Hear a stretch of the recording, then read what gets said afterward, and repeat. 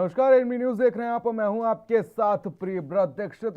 मुद्दे पर बात करेंगे, लेकिन उससे पहले एक बड़ी और अहम जानकारी आप तक पहुंचा दें। बड़ी अपडेट सामने आई है, जहां पर पाकिस्तानी संसद पर विपक्ष का कब्जा देखने को मिला है। बड़ी अपडेट, अयाज सादिक को अपना स्पीकर चुना है। यह बड़ी अपडेट इस वक्त की सामने आई है। पाकिस्तान में विपक्षी पार्टियों ने संसद पर कब्जा जमा लिया है। अयाज सादिक को नेशनल असेंबली का अध्यक्ष बनाया गया है। बड़ी अपडेट इस वक्त की आप तक पहुंचा दें। विपक्षी संसद ने संभाली स्पीकर की चेयर, कार्रवाई शुरू की।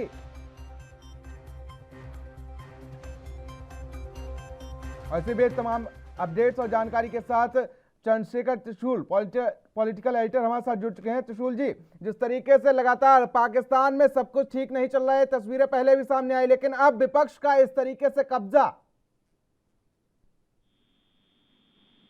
देखिए, सबसे बड़ी बात प्रियव्रत के पाकिस्तान में जो लोकतंत्र है, उस लोकतंत्र के अलग व्याख्या है, अलग मायने हैं। बिल्कुल। और आज जो घटनाक्रम जिस तरह से हो रहा है, क्या वो पूरा खेल बदल गया है। एक तरह से आप देखिए कि पाकिस्तानी जो संसद है उसका मजाक हो गया है कि पहले ये होता है कि वहां पर डिप्टी स्पीकर पढ़ते हैं कि 25 अप्रैल तक संसद को स्थगित किया जाता है, और संसद स्थगित होने के बाद राष्ट्रपति की सिफारिश है, राष्ट्रपति को सिफारिश करने असेंबली भंग करने की, और उसके बाद नया घटनाक्रम ये होता है कि असेंबली भंग हो चुकी है, राष्ट्रपति कह चुके हैं कि असेंबली भंग हो चुकी है। उसके बाद विपक्ष असेंबली पर कब्जा कर लेता है और अयाज सादिक को नया स्पीकर चुन लेता है। अजब कहानी है लोकतंत्र की, बिल्कुल अजब कहानी है पाकिस्तान में। लेकिन कहीं ना कहीं लग रहा है त्रिशूल जी, जिस तरीके से लोकतंत्र की पूरी तरीके से हत्या कर दी गई हो, कि कोई मायने नहीं रह गए लोकतंत्र के। नहीं, वहां तो देखिए, शुरू से आप अगर पाकिस्तान के राजनीतिक और सियासी इतिहास पर नजर डालेंगे तो वहां ये हमेशा होता रहा कि वहां पर जब भी सेना से किसी ने पंगा लिया, या फिर जो एजेंसियां वहां पर है, ISI, वहां अगर किसी की नहीं बनी, तो फिर ये हमेशा देखिए, मैं अभी एक जो चौंकाने वाली खबरें वहां से आ रही हैं, पाकिस्तानी संसद की लाइट बंद कर दी गई है, पूरी लाइट्स वहां पर बंद कर दी गई है। इस समय की जो ताजा खबर आ रही है, तो ये बिल्कुल एकदम चौंकाने वाला घटनाक्रम पाकिस्तान में इस समय शुरू हो चुका है, और इसका अंदेशा जताया जा रहा था पूरी दुनिया में, जो निगाह थी आज कि पाकिस्तान में इतना आसान नहीं होगा सब कुछ। और ये सवाल उठ रहा था, ये हम भी उठा रहे थे अपनी डिबेट में, कि जो अगर मान लीजिए मैच फिक्स कर लिया है इमरान ने और राष्ट्रपति ने, तो कहीं ना कहीं निश्चित रूप से विपक्ष को अगर जिसने कंधे पर हाथ रखा है, सिर पर हाथ रखा है, तो वो सेना या ISI कहीं ना कहीं कोई खेल दिखाएगी। वहां से जैसे ही ये राष्ट्रपति ने असेंबली भंग की और ऑर्डर आने लगे, तो विपक्ष ने फिर कहीं से एडवाइस ली कि क्या किया जाए आगे। तो वहां पे ये निकल के आया कि नहीं, ठीक है, आप पीछे मत हटिए, वहां धरने पर बैठिए। और फिर धरने के बैठने का नतीजा ये हुआ कि अयाज सादिक को विपक्ष ने नया स्पीकर चुन लिया है। बड़ी चौंकाने वाली ये घटना हुई है पाकिस्तान की संसद में, और अभी इस समय वहां लाइट सारी बंद कर दी गई है, विपक्ष की कार्रवाई के बीच ब्लैकआउट कर दिया गया है। अब पाकिस्तान में ये लड़ाई किसी भी ओर जा सकती है, कोई अंदेशा नहीं है, रात होते होते जाने क्या हो। लेकिन त्रिशूल जी, पाक सेना तो ये कह रही है आज जो भी हुई वो एक प्रक्रिया थी, आज जो भी घटना घटी वो एक प्रक्रिया के तहत घटी है। पाक सेना इसी बीच कह रही है, अभी तक अपडेट जो आई है वो मैं आपको बता रहा हूँ। देखिए, ये सब जो इमरान कहीं ना कहीं कह रहे थे ना कि कुछ ना कुछ पावर प्ले करेंगे वो, तो वो पावर प्ले का ये कहीं ना कहीं उनका ऐसा था कि राष्ट्रपति से जो उनका एक फिक्सिंग हुई थी, वो कहीं सेना को नागवार गुजरी, और जब एकदम आके डिप्टी स्पीकर ने वहां पर ऑर्डर पढ़ दिया कि 25 अप्रैल तक के लिए संसद को स्थगित कर दिया गया है, और उसके बराबर कहीं इमरान ने नेशनल असेंबली भंग करने की सिफारिश की, और सिफारिश करने के बाद कैसे वो चिट्ठी तुरंत जारी हो गई राष्ट्रपति भवन से, ये तमाम चीजें हैं। और फिर विपक्ष ने कहीं एडवाइस ली या कहीं अपने आकाओं से पूछा कि अब क्या किया जाए, तो खेल पूरा बिगड़ चुका है। अब 25 अप्रैल तक क्या करेंगे, और 90 दिन तक कार्यवाहक प्रधानमंत्री इमरान रहेंगे, तो ऐसे में क्या किया जाए। तो फिर ये हुआ कि विपक्ष जो विपक्षी सांसद थे धरने पर बैठे थे, उन्होंने एक एक्शन लिया कि अयाज सादिक ने वहां पर स्पीकर की चेयर पर जाकर बैठ गए और वहां से उन्होंने कहा कि नहीं अब कार्रवाई शुरू होगी। तो ये बड़ा एक जो असेंबली का अध्यक्ष बना देना अयाज सादिक को, और वहां पर पाकिस्तानी जो संसद है उसकी लाइट बंद हो जाना, अब ये जो खेल चल रहा है निश्चित रूप से पाकिस्तान जिसको छुपाने की कोशिश कर रहा था पूरी दुनिया में, वो खेल दुनिया के सामने अब खुलकर सामने आ चुका है कि पाकिस्तान में लोकतंत्र जो है वो महज कहने भर के लिए है, लोकतंत्र वहां मर चुका है। वहां पर जो ISI और सेना जो कर रही है वही सब कुछ खेल हो रहा है। बिल्कुल बिल्कुल तुषार जी, तमाम जानकारी के लिए, साथ ही हमारे साथ जुड़ने के लिए आपका बहुत बहुत शुक्रिया। तो अयाज सादिक को नेशनल असेंबली का अध्यक्ष चुना गया है। विपक्षी सांसद ने संभाली स्पीकर की चेयर, कार्रवाई शुरू और सुप्रीम कोर्ट पहुंचा अविश्वास प्रस्ताव को खारिज करने का मामला। पाकिस्तानी संसद पर विपक्ष का कब्जा है। अयाज सादिक को अपना स्पीकर चुना गया है। यह बड़ी अपडेट इस वक्त की सामने आई है। पाकिस्तान में विपक्षी पार्टियों ने संसद पर कब्जा जमा लिया है।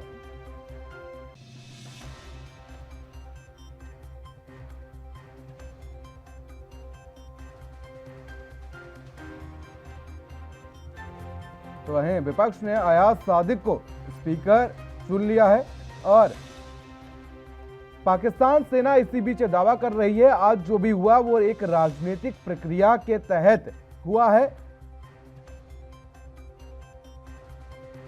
वहीं राष्ट्रपति के संसद भंग करने के फैसले पर स्वतः संज्ञान लिया जाएगा। तो वहीं पाकिस्तानी संसद पर विपक्ष का कब्जा है। इमरान की सिफारिश पर नेशनल असेंबली भंग कर दी गई है। 90 दिन में चुनाव और इमरान पर फिलहाल यह बड़ा दांव है। और इसी बीच हमारे साथ रक्षा विशेषज्ञ ललन सिंह हमारे साथ जुड़ चुके हैं। ललन जी, आज जो कुछ हुआ, जिस तरीके से संसद भंग हुआ और उसमें फिर विपक्ष ने अपना स्पीकर बिठा दिया, किस तरीके से आप देखते हैं तमाम घटनाक्रम को? देखिए, पाकिस्तान के इस प्रजातंत्रीय प्रणाली पे एक तो किसी दुनिया को शर्म महसूस होगा। मैं ये बताना चाहता हूँ कि जब आज के दिन अविश्वास प्रस्ताव और जिसमें 199 के करीब PML, M84, PP, P56 और MM और अदर्स मिला के जब इनके पास इतनी बड़ी सांसदों की ताकत थी, तो नेशनल असेंबली में इनके डिप्टी स्पीकर ने एक अजीब सा अपनी कौन सी अथॉरिटी से इस पूरे के ऊपर रोक लगा दिया। और जो प्रधानमंत्री थे वो राष्ट्रपति जी के साथ बैठक कर रहे थे और उनके जो पार्टी के अध्यक्ष और स्पीकर, और प्लानिंग पूरी फिक्स थी। मैं बोलना चाहता हूँ कि पाकिस्तान में बहुत बड़ा घोटाला है, उसका चाल चित्रन इमरान का ऐसा लगता है कि उन्होंने विकेट को लेके भाग गए। लेकिन अब स्थिति क्या है? अब देखिए, अविश्वास प्रस्ताव खारिज और विपक्षी दलों ने नेशनल असेंबली में अपने एक अध्यक्ष को बिठाकर और अपना संसद को चलाना शुरू। दूसरी बात, जो सुप्रीम कोर्ट है उन्होंने एक्सेप्ट कर लिया कि भाई ये जो हुआ है सही या गलत। पूरे जजों को उन्होंने बुला लिया चिंतन से। इधर पाकिस्तानी जो जनरल साहब के तरफ से जो बयान आए हैं उन्होंने साफ कहा है कि हम सियासी इस हालात में किसी तरह की प्रक्रिया में शामिल नहीं है। लेकिन सच बात आपके माध्यम से ये बताना चाहूंगा कि बाजवा ने चीन के साथ पीयूष को भी अपना खास बताया हुआ है, और जो प्राइम मिनिस्टर अपने ये नियाजी हैं उन्होंने अमेरिका से एकदम साफ पंगा ले लिया है। उनके हिसाब से जितनी भी ये चालें चली जा रही हैं हमारे को सत्ता से दूर करने का, वो अमेरिका का है। तो ये तो विरोधाभास आपको नजर आ रहा है। और जो 4 बार पाकिस्तान का तख्ता पलट हुआ है उन मद्देनजर मैं आपको दावे के साथ कह सकता हूँ कि अप्रत्यक्ष रूप से बाजवा जो है अपने चुनौती को बेहतर ढंग से रणनीति के तौर पे बनाएंगे, क्योंकि उनको पता है कि अगर चीन के उपनिवेश के तौर पे अगर पाकिस्तान चला गया तो हमारी हालत भी लंका जैसी होगी। और दूसरी बात, जो पाकिस्तान की जो फौज है, आर्मी है, जिसके वजूद पे ये कठपुतली और सरकारें बनती और टूटती हैं, वो खत्म हो जाएगा। तो अब इमरान सरकार और जनरल बाजवा आमने सामने होंगे। और ये सबसे बड़ी चीज है कि बाजवा को कुछ उनके मंत्री आईना भी दिखा रहे हैं कि भाई अब वो आदमी पाकिस्तान लेकिन मैं आपको दावे के साथ कह सकता हूँ कि यूएस के जो पिछले जो भी नीति है पाकिस्तान के तहत, वो साफ बताती है कि पाकिस्तान अब अमेरिका के एकदम टारगेट के तौर पर रहेगा। किसी तरह की सामरिक और आर्थिक उसको सहायता नहीं मिलने जा रही है। वो असमंजस में है, लेकिन समय का इंतजार कर रहा है। अमेरिका जैसा देश पाकिस्तान को इस तरह से कोई भी हरकत नहीं करेगा जिससे उनकी सत्ता में कोई डिस्टर्बेंस हो। और प्रधानमंत्री एकदम उनके विरोध में आ गए, तो आने वाले दिनों में ये दुनिया के पूरी राजनीति को एक परिवर्तन की हालत बनाएगा। लेकिन इमरान के फैसले के खिलाफ सुप्रीम कोर्ट में जो याचिका जान चुकी है, मैं आपको दावे के साथ कह सकता हूँ कि जल्दी उसमें कोई न कोई अंतरिम आदेश आएंगे। और भारत के लिए भी बहुत जरूरी है कि इस हलचल के ऊपर पूरी सतर्कता से नजर रखे, क्योंकि इमरान का कोई भी काम अभी भारत को ही नुकसान कर सकता है। ललन जी इसी बीच, लेकिन अगर पाकिस्तान की हालत को समझने की कोशिश की जाए तो हम किसी से छिपी नहीं है किस तरीके से वहां के हालात बने हैं। लेकिन क्या इसी सबके बीच पाकिस्तान जो है वो गृह युद्ध की तरफ बढ़ रहा है? क्योंकि कल ही अगर बात की जाए तो इमरान खान ने छात्रों से अपील की थी कि वो प्रदर्शन करें। आपने एकदम सही कहा, सिविल वार की तरफ जा रहा है। जब एक प्रधानमंत्री युवाओं को इस तरह से उकसाता हो, जो राजनेता होकर रोड पे आने के लिए बोलता हो, ये तो बहुत बहुत खतरनाक साजिश है देश के लिए अपने सत्ता को बचाए रखने के लिए। मैं आपको बताऊं, आज पाकिस्तान की संसद और पाकिस्तान पूरे तौर पे ब्रेकआउट की जैसा हो रहा है। पाकिस्तान की संसद में अगर देखा जाए तो ये ब्रेकआउट है। और सबसे बड़ी बात यह है कि गृह युद्ध क्यों नहीं फैलेगा जब तीन तरह की बातें हो रही हैं, एक अपोजिशन, दूसरा जनरल बाजवा और तीसरा इमरान खान। तो तीनों अपने अपने तरफ अपने स्वार्थ की तरफ आगे बढ़ रहे हैं। सबकी अपनी सोच है। 4 बार का सट्टा पलट, 5वां बार भी क्या होगा किसी को नहीं पता। लेकिन पाकिस्तान की संसद की बिजली तक काट दी गई, तो आप समझिए कि इमरान का बाउंसर तो हो गया, लेकिन बाजवा की जो अभी बाकी और चाल है वो अभी उसके पेट के अंदर है। लेकिन ये भी बात साफ है कि पाकिस्तान के अंदर बिना फौज का कोई भी काम अपने सही रास्ते में नहीं चल सकता। और वो अमेरिका का सपोर्ट लेगा, क्योंकि अमेरिका वो जानता है कि इसी के वजह से हमने अपने आप को मजबूत रखना है। और इमरान खान अभी घेरे में है। अब बाजवा का खेल जो बाकी है उसके तरफ हम लोगों को ध्यान रखना है, क्योंकि भारत इन हलचलों से अछूता नहीं रहेगा। बिल्कुल ललन जी, लौटेंगे आपके पास। इसी बीच हमारे साथ चंद्रशेखर त्रिशूल जी हमारे साथ न्यूज रूम लाइव से जुड़ चुके हैं और साथ ही सीएम पपने साहब वरिष्ठ पत्रकार के तौर पर जुड़ चुके हैं। चंद्रशेखर त्रिशूल जी, आपके पास आना चाहूंगा और आपसे समझना चाहूंगा कि आज का जिस तरीके से पूरा घटनाक्रम हुआ, जिस तरीके से पहले असेंबली भंग कर दी गई और उसके बाद संसद की लाइट तक गायब हो गई और उसके बाद विपक्ष ने अपना स्पीकर बिठा दिया, किस तरीके से आप देखते हैं पूरी ये घटनाक्रम को? रूप से लोकतंत्र का एक ऐसा मजाक है जिसे पूरी दुनिया देख रही है। पाकिस्तान ने हमेशा अपने आप को हर एक मोर्चे पे, चाहे वो आर्थिक मोर्चा हो चाहे सामरिक मोर्चा हो, कमजोर साबित किया या कहीं किराए का एक जो कहते हैं किराए का खर्च कर दिया पाकिस्तान को। लेकिन आज जिस तरह से लोकतंत्र का सरेआम मजाक उड़ाया गया है, निश्चित रूप से लोकतंत्र के लिए गहरी चिंता का विषय है। उस हर एक देश को सोचना जरूरी है जहां पर लोकतंत्र स्थापित है, क्या आखिर लोकतंत्र का इतना नीचे भी गिर सकता है? क्योंकि आप देखिए खुलेआम जब राष्ट्रपति को सिफारिश हो जाती है और असेंबली भंग हो जाती है, उसके बाद विपक्ष असेंबली पर कब्जा करता है। असेंबली पर विपक्ष कैसे कब्जा कर लेता है? वहां सांसद धरना दे रहे होते हैं और फिर 195 सांसद अविश्वास प्रस्ताव पेश करते हैं। अयाज सादिक वहां पर स्पीकर बना दिए जाते हैं, विपक्ष बना लेता है और उसके बाद लाइट चली जाती है, लाइट बंद कर दी जाती है। ये कैसा मजाक चल रहा है पाकिस्तान में? पूरी दुनिया देख रही है। जिस मुट्ठी को इमरान खान बंद करना चाहते थे वो मुट्ठी पूरी तरह दुनिया के सामने खुल चुकी है। और जो मैच फिक्स किया था राष्ट्रपति और प्रधानमंत्री ने मिलकर, वो मैच भी खुल चुका है। और कहीं ना कहीं सेना ने या आईएसआई ने निश्चित रूप से विपक्ष से कहा है कि आप आगे बढ़िए, पीछे हम हैं। और वो आगे बढ़कर जो कर रहे हैं वो सबको दिख रहा है। फिर लोकतंत्र महज कहने भर को है, लोकतंत्र वहां पर अब रहा नहीं है। जिस तरह की घटनाएं सामने आ रही हैं ये बेहद शर्मनाक है। बिल्कुल सीएम पपने साहब, आपसे समझना चाहूंगा कि आखिर विपक्ष की गेंदें फेंकी जा रही हैं वो इमरान खान के लिए बाउंसर साबित हो रही हैं क्या? प्रियव्रत जी, अब तक मैं सुन रहा था, आपका ललन सिंह जी को सुन रहा था और प्रधान जी अगर हमारे साथी अब तक व्यक्त कर रहे। दरअसल वहां पर जिस तरीके से हम देख रहे हैं और जिस तरीके से हमने अपना अवलोकन किया है कि वहां पर अपना जो है अपना बाजवा साहब की अपनी अलग रणनीति है, विपक्ष की अपनी अलग रणनीति है और इमरान खान की अपनी अलग रणनीति है। और जिस तरीके से अपने एक लोकतंत्र का पूरा एक अपना खुल्लम खुल्ला उसका उल्लंघन किया जा रहा है एक्चुअली, उसकी जो अपना संविधान की जो हमारी एक अपने मर्यादाएं होती है एक्चुअली, तो ऐसे में अपना पाकिस्तान एक्चुअली किस दिशा की ओर जाना चाहता है एक्चुअली। और वहां पर जिस तरीके से अपना भी ललन सिंह जी ने जिस तरह से व्यक्त किया है कि अपना पूर्ण रूप से वहां पर अगर देखा जाता है, जिस तरह पहले भी अपना पाकिस्तान का एक अपना इतिहास रहा है इसके कि वहां पर आईएसआई और अपना सेना का ही अपना एक अपना वर्चस्व अपना देखा गया है। और यहाँ पर भी अपना प्रियव्रती जो आज हम ये देख रहे हैं जो पूरा खलबली मची हुई है, अपना जब अपना पूरा पार्लियामेंट अपना जब भंग हो जाती है, असेंबली भंग हो जाती है, उसके बाद विपक्ष वहां पर कब्जा कर रहा है, इतनी बात है, विपक्ष सबसे चला रहा है, इतनी बात है, बाजवा सब अपने चला रहे हैं, इमरान साहब की कुछ अपना प्रधान राष्ट्रपति के साथ बैठ के कुछ कुछ अलग अपना गुफ्तगू चल रही है।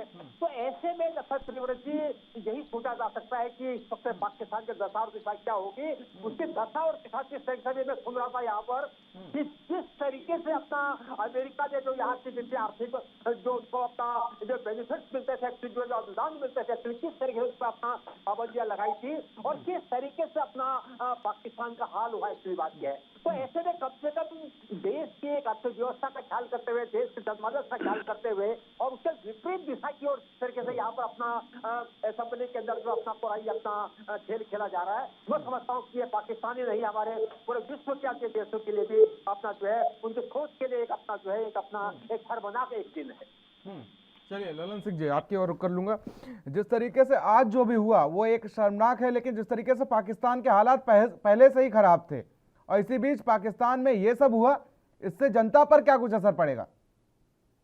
क्या होगी, पहले एक छोटी सी बात सोचिए कि जो चौधरी सरवर है, जो पंजाब के गवर्नर हैं, उनको जब इन्होंने बर्खास्त किया तो उन्होंने एक ही बार बोला इमरान को कि मैं पूरी रात तुम्हारे बारे में खोल दूंगा। तो सोचिए कि इस देश में फ्रांस के जो गवर्नर हैं जब इस तरह की बातें एक प्राइम मिनिस्टर को कह रहे हैं कि तुम्हारी सब राज उजागर कर दूंगा, नंगा कर दूंगा तुम सबको, तो आप सोचिए कि वहाँ आम जनता जिसको रोटी और चावल और चीनी के ऊपर आफत मचा हुआ है। मैं ये कहना चाहता हूँ कि एक बात साफ है कि पाकिस्तान का जो अवाम है, कभी कश्मीर के नाम पे, कभी कोई और के नाम पे, कभी इस्लाम के नाम पे, और सबसे बड़ी चीज मैं एक चीज बताना चाहूंगा कि ये जितनी मुसीबतें हैं इमरान खान ने बतौर प्रधानमंत्री पाकिस्तान को बढ़ाई है।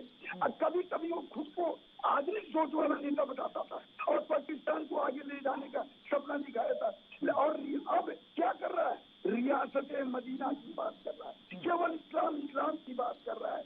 अब तो वो कट्टरपंथी मौलाना की तरफ बोलने लगा, क्योंकि उसको तो अपनी सत्ता पे नजर है और वो भारत को इसलिए सावधान रहना पड़ेगा कि गृह युद्ध की स्थिति बन रही है।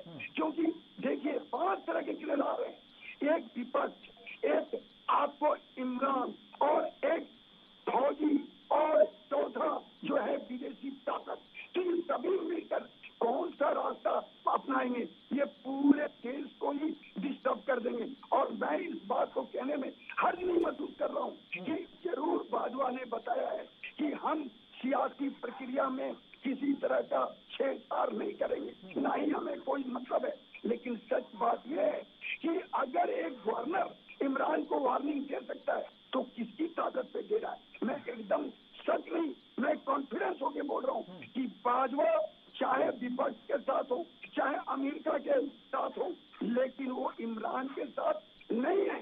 केवल इमरान के उनकी हरकतों को वो समझ रहा है, देख रहा है, और अगर स्थिति कुछ बनी तो हो सकता है कि वो अरेस्ट भी हो जाए, और जिनका आशंका उनके मंत्री ने सुबह किया भी है। और ये बोलना कि राजनीति प्रक्रिया में हमें कुछ नहीं करना, ये इमरान खान ने सेना के द्वारा वाकआउट नहीं समझना चाहिए, वो केवल बयान समझना चाहिए, लेकिन अंदर खाने में क्या हो रहा है इसके ऊपर उनको भी डर है। और यही कारण है कि वो चीन के तरफ नजर बैठा के रखते हैं। तुर्की के विदेश मंत्री, इनके विदेश मंत्री से बात किया है, क्योंकि टर्की ने इनको हमेशा मौके सहायता देता है। तो ये दुनिया के हाथों में भी जा चुके हैं, तो इसलिए गृह युद्ध की संभावना बन रही है। और भारत क्योंकि इसके आतंकवाद से हमेशा डर रहा है, तो हमें भी इस हलचल से अपने आप को सावधान रहना बहुत जरूरी है। बिल्कुल अनिल जी, लेकिन जिस तरीके से पाकिस्तान के हालात बने हुए, इससे कहीं ना कहीं अंदेशा ये भी लगाया जा रहा है कि पाकिस्तान में हो सकता हो कि अगर ऐसे ही हालात बने रहे तो बहुत जल्द गृह युद्ध जैसी स्थिति बनेगी। तो फिलहाल चर्चा अभी जारी रहेगी, तीनों मेहमान हमारे साथ बने रहेंगे और चर्चा के बाद वापस आएंगे। तो फिलहाल यहाँ रुकेंगे छोटे से ब्रेक के लिए।